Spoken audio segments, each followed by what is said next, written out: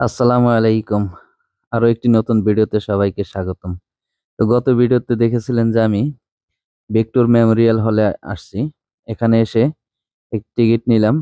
যারা সার্কভুক্ত দেশ আছেন তাদের জন্য টিকিট ১০০ টাকা এবং যারা বিদেশি আছে তাদের ৫০০ টাকা এবং ইন্ডিয়ানদের জন্য স্বাভাবিকভাবে কম কিন্তু মনে নাই।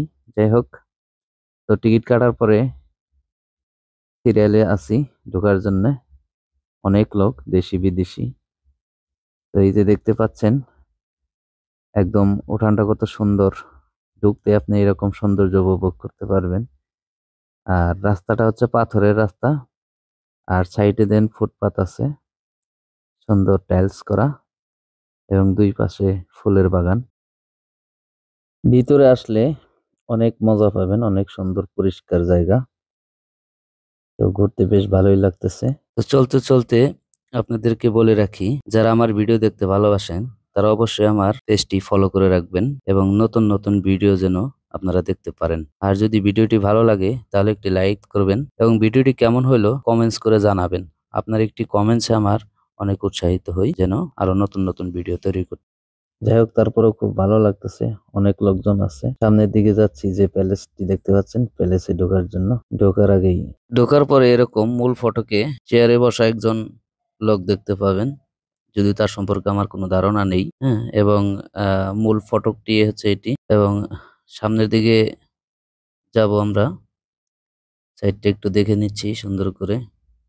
এটা আপনি দূরে থেকে এরকম ভিউ দেখতে পাবেন। এটা হচ্ছে পুরো ভিউ। এটা হচ্ছে ভিতরের অবস্থা। ঢোকার পরে ভিতরে বিভিন্ন সময়ের, হ্যাঁ, এটা যখন তৈরি করা হয়েছে ওই সময়ের যত ধরনের এই প্রয়োজন পড়ছে সমস্ত কিছুর ছবি তুলে রাখা আছে।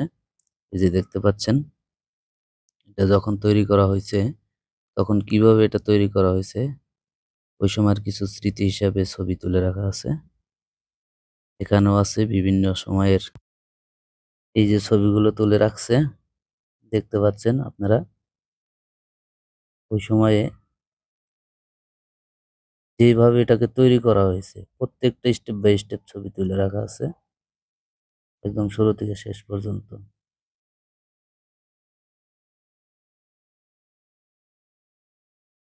এই দেখতে পাচ্ছেন আরো অনেক, যেটা হচ্ছে ফুল মূল ডিজাইন কেরেন আছে, বিভিন্ন পয়েন্টে পয়েন্টে ছবি তোলা। এখানে আসলে আপনারা দেখতে পাবেন। আর এই হচ্ছে একটি মূল ভিউ, যেটা দূরে থেকে দেখতে পারবেন। ওই সময়ে যে বিশাল ঘটনাবহুল একটি ছবি আছে এখানে, এটা সম্পর্ক আসলে এখানে যখন ঘুরতে আসছি আমি, পূর্ব থেকে কোনো পরিকল্পনা ছিল না, যার কারণে এটার সম্পর্কে আমার কোনো ইতিহাস জানা নেই। আপনাদেরকে সঠিক তথ্য ঠিকমতো দিতে পারতেছি না। জাস্ট এর ভিতরে কি আছে এতটুকুই দেখানোর চেষ্টা করতেছি। কেননা কোথাও গেলে ওর উপর স্টাডি করে যাইতে হয়, ওর ইতিহাস সম্পর্কে জানতে হয়, যেটা আসলে আমি আগে থেকেই কোনো স্টাডি করি নাই। কারণ এখানে ঘুরতে যাব এরকম কোনো প্ল্যান ছিল না। হঠাৎ করেই